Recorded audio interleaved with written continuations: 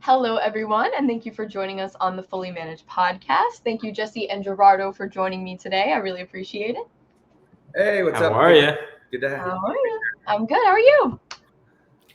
We're good. Just here on a rainy Wednesday or Thursday in Toronto. I'm not sure when this podcast will go live, but we are riding high off of the Blue Jays win last night as they're one game away from winning the World Series. So by the time this podcast is released, we will know if they've won or not. Well, for your sake, I hope that they do. I'm not really following it well, so I hope no one out there watching is mad at me. That's all. But anyway, guys. Okay, so we're gonna get to talking about you, but first we're doing a little brain break today. We're gonna play a little game. All right. I personalize these games for every guest, so this is a new one. I hope that you have fun with it. I like a little absurdity, so this will be fun, hopefully. Okay. This game is called Tagline Tug of War. So what we are going to do is I am going to give you a random product, object, situation, and you are going to come up with a tagline for me. Or if a tagline is too much, sometimes that's a lot to put on the spot. Some like short campaign that you would do just to promote that. Is that cool? Okay. Yeah. Damn. I'm an art director, so maybe I'll draw. I'll just draw one. Yeah. You just do it with your finger, and it's for the audio people. They won't be able to see anyway. So, okay. The first one is a toothbrush that tells you your brushing efficiency. I love this game, by the way. This is crazy. This crazy. Talent for absurdity. Yeah. I create products that are really weird all the time. I feel like this is a trap. I know. I want to call it the plaque killer or something like that. Maybe. I don't know. That's a terrible answer. Yeah. We're off to a this is great. It's okay, guys. It's okay. Well, okay. What do you look like? Pass. You said we can pass. Yeah. Okay. I'll give you another one. Okay. A coffee brand that only sells at night. I'll call it Wide Awake. Ooh, I like that. Call it Extremely Up. Yeah. I think that's a good one just because I think that people are really drawn to incorrect grammar sometimes. Like I think that when it's just something that stands out as something that like is slightly incorrect, I think those are really like great. Oh yeah, that's breakthrough, baby. That's what it is. Okay, next one, guys. A dating app for dog owners. Something tells me that this exists, but I puppy love. That's perfect. Ooh, I don't know. I was gonna say Sniff Connection, but Sniff Connection does not make sense. That sounds horrible. It sounds almost disturbing. We can move on now, I think. Okay. Okay, I'll give you two more really quick. Okay. A cereal made entirely for adults who hate mornings. So this one, I'm thinking like a caffeinated cereal. I want to call it Misery Mornings or something like that. Or yeah.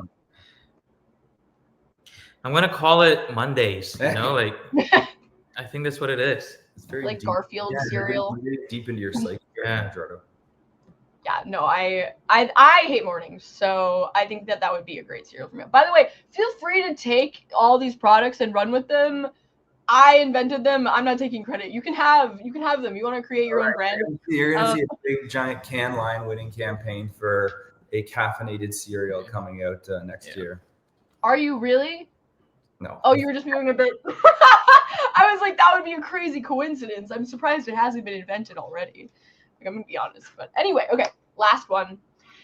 A smart pillow that tracks your sleeping patterns and adjusts its shape based off of your movements.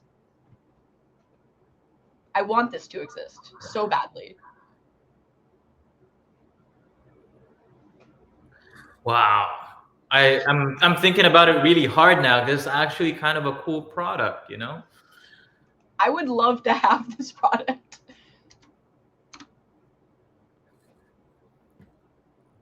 think that's it. I think I'm. Yeah, I'm going to call it Sleep Well or something like that, but that's pretty lame. That already Something funny. exists. Does Yeah. it? Yeah. Is there a sleep well? Sometimes I think there's a sometimes Sleep the Well. obvious answers are the right answers. That's completely true. That's probably why it already exists.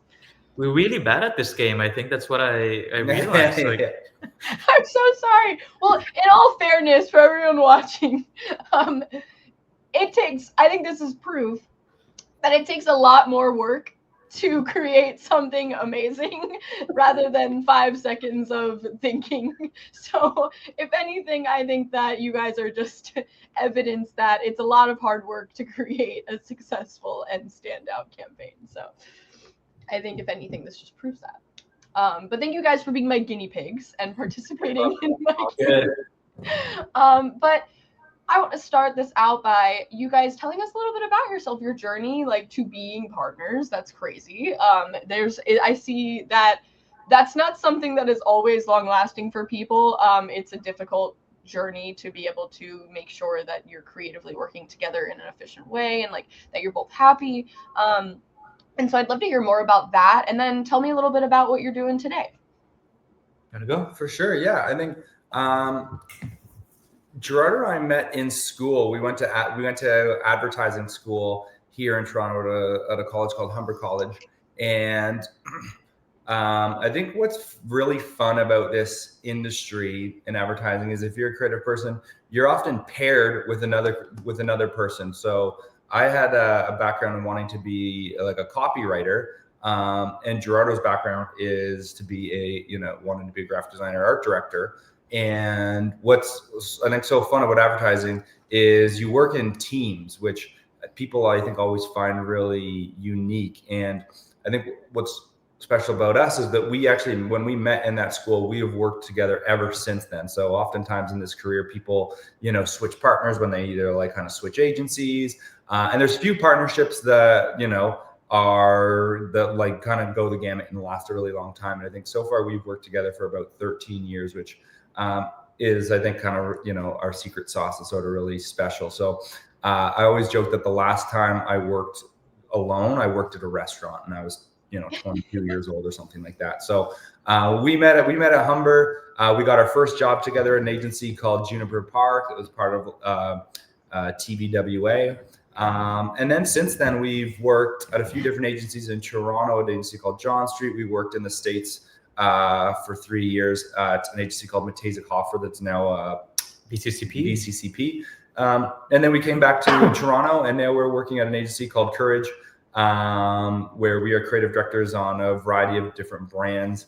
And I think, I see most people on the subway every morning going to their jobs by themselves and, pressing the little elevator button by themselves.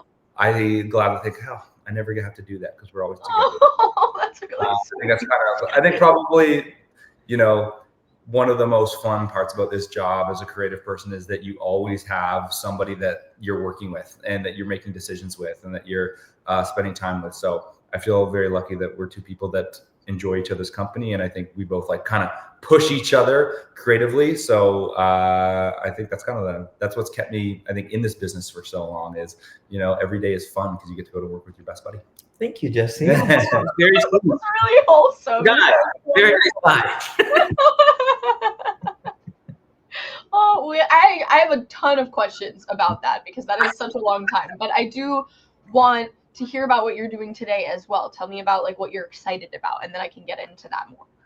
Yeah, today, I think today we're doing a few things, but I think one thing we're very excited about actually is a recent campaign that we just launched for Rona, which is our home and hardware store in Canada, and it's something that I think we released it last week. Mm-hmm. Something that I think when you work on a project that just really takes your passion for something and also personal experiences, and a lot of it's actually inspired by Jesse's childhood. So I'll let him talk about the campaign, but it's something that I think have brought us a lot of joy in the process of working on it. Yeah, and so today we were just kind of looking at it, just got some love on some different kind of like blogs and on the Kodak Instagram account just posted it this morning. So we were just kind of looking at that, which was I think really, really exciting. So we're a little bit of today. Our day basically is a little bit of that as this campaign is being launched, and then we're also doing a few different other things. We're working on a pitch, a big exciting pitch for a new account, which I think is really fun. And then we're working on this afternoon, kind of brainstorming on a project which I can't talk too much about, but I think.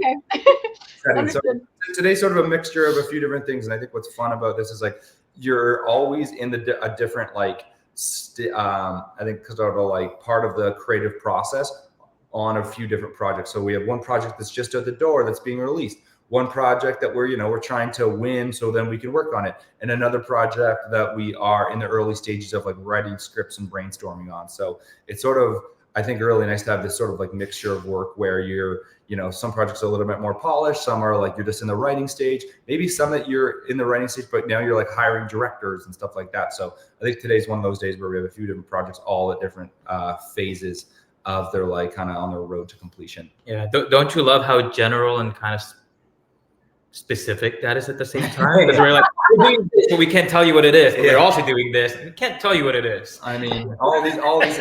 We walk into the office every day and just sign NDAs nonstop. So. Yeah, no, I completely understand. This is a regular occurrence. Don't worry. People have to talk kind of vaguely about their campaigns a lot of the time, even if they have come out, because there's things that you're not allowed to say about them and whatever. So I completely understand. But I do appreciate the what you said about the process, because it's really cool that you get to be at every step for different campaigns at a time, because I'm sure maybe there's a certain part of the process that is more tedious or a little more boring than like another part of the process. So you kind of keep getting to exercise what you think is fun during that, and also kind of still get experience in all of those areas rather than just working on one campaign to completion, then doing the next, and then, so it probably maintains momentum in that way. Totally. And I think there are certain parts of like the process that I like love and relish in, and then there's certain parts that I hate and despise. I think of like but we can't say what it is. No. Oh, yeah, I was just about to ask, but I mean, if you can't tell me, I totally understand. One might take it general across all projects. Yeah. One of the things I like love in a process is, we go through this brainstorming phase where we're like, I'm just gonna use a TV commercial as an example. Like we'll be writing scripts, and then we'll be presenting a few different scripts to clients. And there's this kind of, I think, really fun part where you've presented a few different scripts to client. They've chosen which one their favorite is, and you've kind of collectively said, all right, this is the commercial we're going to produce. And then you send it out to different production houses and get different directors that may or may not be, interested. And usually you narrow that down to a few, and you brief a few different directors on sort of what your vision for this commercial is, how you feel about it, how you see it coming to life. And then they take that away for, say, a week or so. They take your script, and then they give it some like kind of thought on what they would do to it and how they would like kind of add their touch to this spot. And then after about a week, you get these director treatments back. And that to me is always my favorite part of the process, because you've been living with this script maybe for a few weeks or a month, and you've probably presented it a number of times at this point. You kind of know it like the back of your hand. And I think it's always really fun to see when you get a director, especially when it's a director who you like really love their work, to see what they would add to it and how they envision it coming to life, what they think that opening scene is and how they'd shoot that, or how they what might want to edit it, or, maybe they've taken a few of the scenes that you have and they've kind of evolved that and have an idea for a new one. And I always just like love seeing that. So the day we get our director treatments back is kind of like Christmas morning, and you're like opening your presents. It's always, I think, really exciting, and you're looking through the previous work that director's done and trying to see how that could be applied to the commercial that you've been working on. And that to me is just like such a fun collaborative sort of process where it's almost like the pressure's off us for a little bit. Like, all right, let's see our work, and you present it back to us to how you see it. And I love that part of the process, and bringing in sort of third parties. You nailed it. So that's like one of my favorite parts of it. What I'd say my least favorite part of it is, and I've talked about this before, my least favorite part of the process from like getting briefed to a commercial being released is casting. I find that That's interesting. That's not what I was thinking about. I hate casting. It's one of those things where you're almost like forced to judge people, like, you know what I mean? And on a really, you know, someone stands in a room, acts out a little scene, and you're like almost forced to like judge them, like, does this person come off as like, you know, empathetic father or something like that? And it's like, you know, things like that. And I just think you're like, it's really uncomfortable and you're forced to do that. And I was watching the show The Studio with Seth Rogen, and they have an entire episode about them casting for the Kool-Aid movie. And I felt like it was like ripped from the pages of our own life, where they're like kind of having all these kind of weird, difficult conversations in the casting process. And I that is a part of the job that I'm like, when it's casting day, I'm like, I hate it. That's part of the job I hate. I love casting. Casting is so fun. What is your least Gerardo, what's your least favorite part of my least favorite part? I also really don't like casting. I agree with Jesse. It's always so uncomfortable because you have to judge the person by sometimes, honestly, just the way they look. It doesn't, and you have to describe why you don't like that person based on the character you're trying to build. And it's always, there's a little bit of guilt of like, oh, I don't like their hair. Like it's always like, wow, like I really have to be judgmental, but I guess it's part of the job. But what I would say is one of my least favorite part. Okay, one of my favorite part is brainstorm to the first presentation. Mm-hmm. I love that feeling. You know, like obviously if it goes bad, I hate it. It's all part of it. But the first presentation to me, it's always special because it's kind of like the ta-da moment. You know, you've been living with the brief, you've been living with kind of the ideas that you have in the last few weeks, and then you get to share it. And whether the reaction is good or bad, it's always a relief. It's almost like, okay, we got that down. Let's hear what everyone else has to say and see how it reacts. And, you know, sometimes it's a home run. It's an amazing feeling. One thing I hate about the process, not even that I hate, I just don't enjoy it, is the middle part. Once everyone's kind of picked an area and it hits a lull for a bit, because you have nowhere to go. You're not going to go higher. Sometimes you actually go lower. Like that's kind of like you start thinking about, okay, what do we need to do now to bring this to life? You know, are there any like minor changes? And that necessarily not like a bad thing, but it's just a straight line until you get into production and then it's released again. So I think it's just that lull that happens in maybe like a month or a month and a half of just like waiting to see what will happen. And then you start briefing directors and then you get director's treatment. And that moment again, it's like, wow, it reminds you how excited you are about the project because now you're seeing the beginning of it kind of coming to life. Mm-hmm. So I think it's such a special moment. I agree. That first presentations, like the ideas are so like pure at that point, right? They're really, I think all the ideas feel really clear, but I think just, you know, naturally in this business, like, you know, everyone has an opinion and there's so much say. And I think a lot of times, you know, we always joke that like the ideas rarely get better in round two because it's like you're, you know, have a few pieces of feedback to adjust here and a few pieces there. And it's like sometimes those things can conflict and sometimes the ideas get dulled down a little bit. And I think at Courage, what we really try and do is, and I think why we've been so successful is trying to keep the ideas pure like throughout the entire process. And I think there's a saying here that occurs that spin is sin. I think what you're referring to between that first presentation and the director briefing is projects can enter the spin zone where it's like someone high up who's not even involved in this project has a piece of advice that or some feedback that may or may not throw things off course. And I think what we try and do is really protect the work, protect the idea.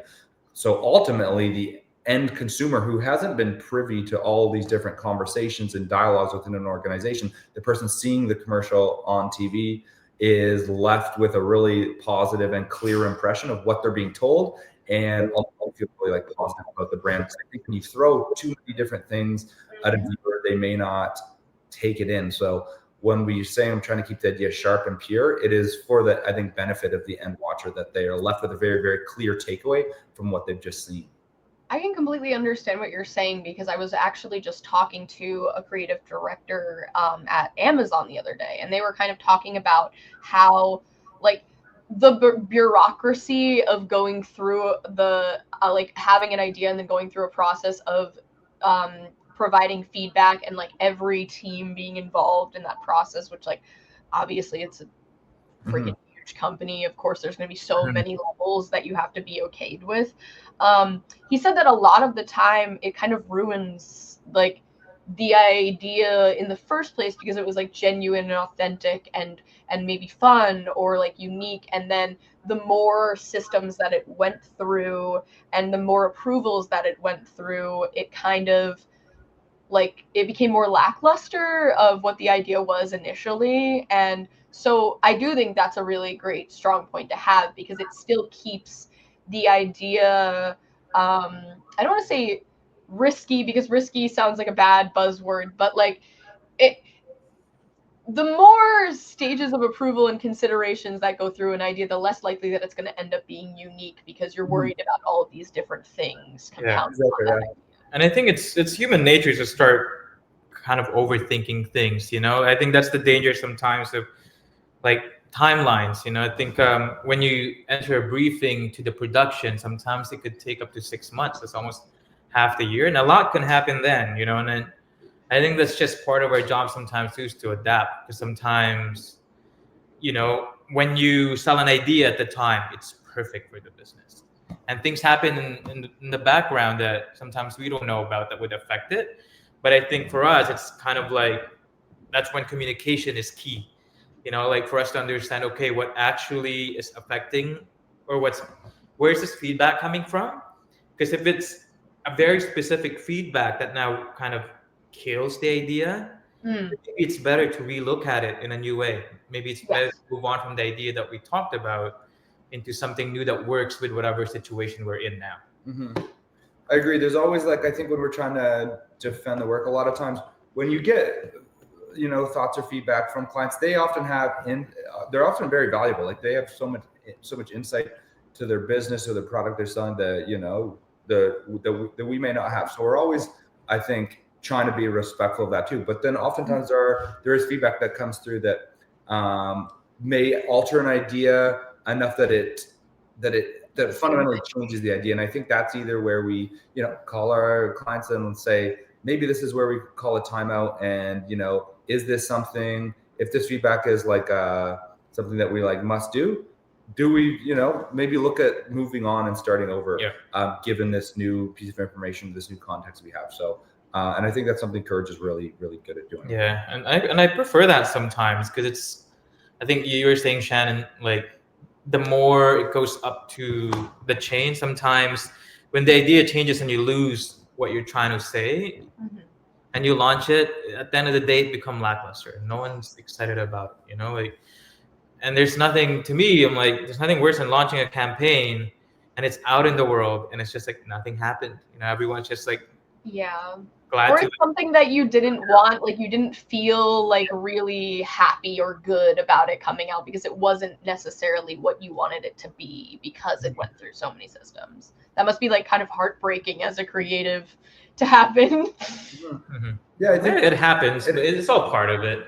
Yeah. I think that this, as we kind of grow more into, you know, like into our careers and learn more and experience, I think you learn how to kind of make sure you let go and you move on to the next thing. You know, it's all about, let's like baseball, you're at bat. Sometimes you're going to strike out. Sometimes you're going to home run. Sometimes you're going to do a base hit. So I think it's important to keep that in mind. Did you guys coordinate the sport hats today? Did you guys? We did it with about 6 million other people in the city of Toronto. Right now, I was on this morning, and everyone is wearing Jays here, which is, I think, probably my favorite thing about sports is like, we had a work dinner last night, and the baseball game was on, and I walked home, so it was near my house, and as I was walking home after the game, I was just like kind of like high-fiving people on the street, and everyone on the street's wearing like their, you know, Toronto Blue Jays gear, and I just love the way that sports kind of builds this connection with strangers, and in a way that feels so powerful. It's like you instantly have a point of connection or something to talk about. So not sure when this podcast is being released, but hopefully you know, when it does come out, we are World Series winners, and I've hugged every stranger in Toronto celebrating this victory. I completely understand the camaraderie. As we talked about earlier, Philadelphia is probably one of the craziest places. With Yes, that. I remember hearing some crazy stories and seeing some crazy videos when the Eagles. We all know what those crazy videos are. When the Eagles won, I remember seeing some like, whoa, Philly's hardcore. Yeah, no, they're all of the teams are like, I would say Phillies specifically is probably like the most low key of the fan bases in Philadelphia, but it's still pretty grungy. So it's that's just how it is here. But the camaraderie around it is absolutely insane. Like you can't walk down the street with any kind of Eagles merch without someone going "Go Birds" at you, like a stranger. Yeah. Always, it's very funny, but it's pretty awesome. So I completely understand, and I'm rooting for your team because I can't root for mine. So. But since we're coming up on time a little bit, I do want to kind of talk more about your relationship with like having been partners for so long. Like, tell me a little more about how you make that work, because of course I'm sure that you sometimes, and maybe you agree all the time, which would be absolutely insane and really impressive. But like, if you guys have creative differences, how do you kind of work through them? How do you like maintain this partnership in a healthy way? It's something that I think a lot of people find difficult sometimes. We violently fight each other. Have you ever seen Fight Club, where you fight each other and then you're friends again? Yeah, it's like the men. We just box. Yeah, we just box. No, I would say, I think generally, I think what made our partnership work in and it's been years now, it's like we share the same sensibilities, and kind of, I think with that, when we converse and we kind of share ideas, and if Jesse doesn't like my idea, he would kind of share a perspective onto why that goes back into the things that we both like. So I think that's like, if we were like a diagram, we were the middle. We always find the middle. I would say, for me, I grew up like in high school, in my early 20s. I was always in bands, and we were, you tour around as musicians. And I feel like I was, in those kind of formative years, I spent so much time in really close proximity for very long periods of time with like 3 or 4 other guys, and always in kind of very high pressure situations, having to make decisions. And I think that experience taught me about, I guess, sort of this, like spending a lot of time with another person and having to always be in high pressure situations, making decisions. And you kind of learn when to like back off, when to give someone their space, but also when to, kind of like push each other. And I think the main thing that I think we share that has resulted in us having a very successful partnership is neither one of us is like kind of lazy. I think sometimes when you get really comfortable with another person, you can, especially in a situation like this, you can be like, we'll crack this idea tomorrow, or you can kind of like some people can allow each other the leeway to maybe slack off. And I think that's kind of the opposite of us. I think every day we come in being like, today we're going to fucking take over the world. Like, and it's almost like we're almost trying to like impress each other or one up each other in terms of the quality of our work or the ideas or the craft. So I think we share that same sort of like drive and mentality. And I think that is sort of the unique thing, because I have seen other partnerships where it's like they do become so comfortable with one another that they lose that like fire, that oomph. And I think that's one thing we've tried to like actively fight to maintain, is like, it's not a healthy competition, but it's a little bit of, we're always like on the same page trying to, level up. So we share the same goals, and I think in our career, like, we have to do it today. Today's the day. I think that's always the attitude, except Mondays. Mondays for us is hard. Yeah. We always say there's like, make it through Mondays. Take over the world Tuesday. Take over the world Tuesday. Monday's about setting up your week for, what you're going to do this week. Take your necessary meetings. It's for the work that you got to do. And then Tuesday, it's like, get out of my way, watch out world. This is, I think, every good idea we've always cracked. It's always been on a Tuesday or Wednesday. I'm not sure I've ever cracked anything amazing on a Monday. Have we ever done it Thursday? Because Thursdays. we have to do it today. Yeah. Today's Thursday. We got to craft some stuff today. Wish it was Tuesday. Yeah. Yeah, I think just I think communication is also such an important part of it, and so much of your personal life can seep into your professional life, especially in this career where the work we do is so personal and the lines get blurred. So I think communicating and having those sort of like guardrails, I think is really important. And I think ultimately, like, we actively also talk a lot about the work that we love or work that inspired us and stuff like that. So I think that has allowed us to sharpen our own sort of creative skills.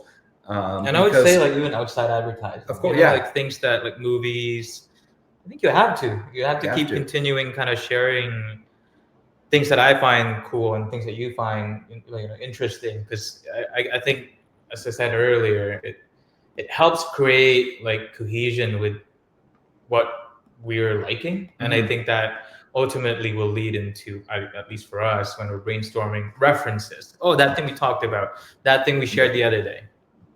I think that's bang on. Yeah. It's you develop this shorthand. We're like, you're trying to, just, I'm using some bad examples, you're trying to write a script, but what if the characters talked, had a dialogue like the movie we just saw, and both like reference that, and that becomes a joint reference point. So I think the thing that we probably share the most, despite having very different backgrounds and growing up across the world from each other, is we both love the same stuff, whether it's ads, whether it's movies, whether it's music. I feel like our taste overlaps like perfectly. Yeah. So I think that helps make our work sort of strong and helps us work very efficiently. Yeah, I think it's really valuable to be able to pull inspiration from different things too, and be able to share that, because often when I speak with different marketers, specifically, they kind of mention that they will see something that is completely unrelated to marketing, or just like completely even unrelated to a campaign that they're working on, that they maybe need to draw inspiration from something for. And you can see something so unbelievably unrelated to what you're doing and still kind of almost use its process as like a reflection of that. And I think that a lot of people, when they don't have like an eye for that, don't realize that those things are important to share, because it could always, you can draw inspiration from anything for advertising, for creative, for marketing. There is so much of the world that is just seated in marketing tactics, and to be able to be creative and unique and stand out, you kind of have to draw inspiration from things that people already like, and that's a perfect way of doing it. I agree completely. I actually wrote an article earlier this year about that exact thing, and I think as a creative, part of your job is to be a creative sponge and be able to take in a lot of things. So part of that is, I always try and stay up to date on, whatever the newest movie or album that's being released, or just as simple as sports. A lot of the work we do at Courage is around the world of sports, because I think that's kind of one of the last pieces of like monoculture, where it's everyone collectively is kind of, watching the same thing together. So we've done a lot of work in the sports world that we wouldn't have been able to do if we weren't actively sports fans and like taking in that information. So I do feel like the things that you kind of like input in your brain certainly affect the things that you output creatively. Yeah, and even speaking of that, so you guys have had a lot of award-winning work, which is incredible. Congratulations for everything that you've done thus far. What is one of the biggest lessons that you've learned from one of these campaigns that you felt like kind of changed the trajectory of how you think about things now? I have a good answer for this, because it's I want to talk about the recent campaign for Rona we released, and I think one of the biggest lessons I've learned is when the work is personal, it always makes the work stronger. The work that we just released for Rona is all about hockey homes, and how in Canada we are hockey obsessed, and hockey seeps its way into so many different sort of facets of Canadian life. And when I was a kid, we played road hockey, and pucks were dinging across our like parents' garage doors, and we played mini sticks inside that was scuffing up the floors, and our laundry room was filled with smelly hockey bags.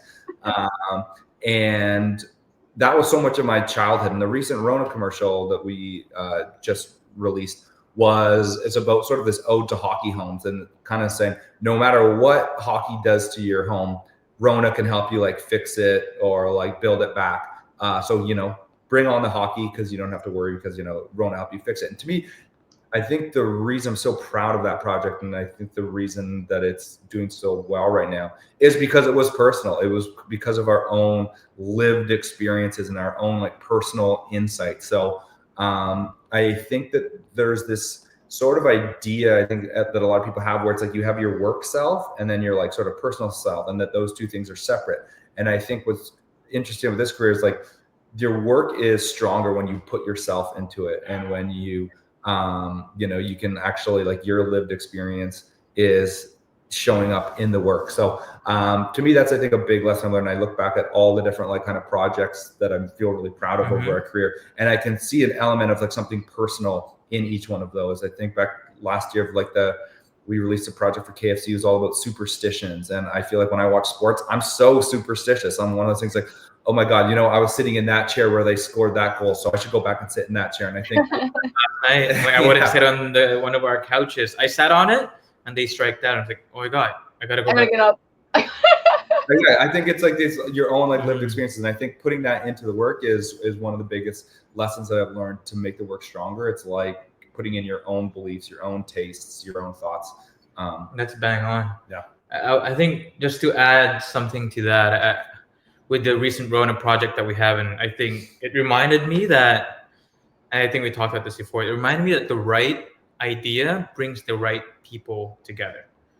I think like it's when the magic happens. I know people want to talk about this magic happening, but I genuinely think when people believe in the idea, the right people come to make it happen, and then the right person, they all come together, and that's when it becomes less work and more of creating. And I think it's a special process, right? Of like, you see everyone kind of going from, I just gotta get this done, into like, no, this is a special thing that we have to build together. And I love that process. And I think the recent Rona projects just reminded me of that. So I think your question also reminded me of that. It reminded me of that. So thank you. It sounded like this was a beautiful campaign for both of you. I'm really happy about that. Especially like I do think that I do agree that a personal touch is really important for anything to be successful, because there's almost stakes. There's more stakes to that, of like making it perfect is not, perfection doesn't really exist, but you know what I'm saying when I say perfect, is that it, like, you really come out in that campaign, and others kind of feel more attached to it too, if they're excited about it, because they have a personal stake in it as well. And that's exactly what you want, because if your team feels that personal stakes, then people who are watching it will obviously have like a similar feeling, because those are the best campaigns that you can create, is having that attachment all across the board. Like, you can feel the care that went into an advertisement. That's what you want. Exactly. 100%. It's like, if we want people and the viewers to like feel something about what they're seeing, it's like that has to start with us, and we have, as the creators of it, we have to put our like emotion and feeling into it as well. So I 100% agree. And I think that's a really perfect note to end on, because we are approaching time. But I thought that was a really wholesome way to end this episode. So I really appreciate you guys sharing. What can I say? Thank you so much for joining me today, guys. This is absolutely lovely. It's really lovely to kind of understand how your partnership works. And I hope that other people can maybe take advice from this as well for their own kind of relationships within the industry, because it seems like you guys have something really wonderful, so that I don't see all the time. So it was wonderful talking to you today about what you're excited about and what you're doing now. Awesome. Thank you so much for having us. Thank you for having us. Thank you guys so much. And thank you everyone for listening. Don't forget to check out Jesse and Gerardo in the description. And I hope you guys have a lovely day.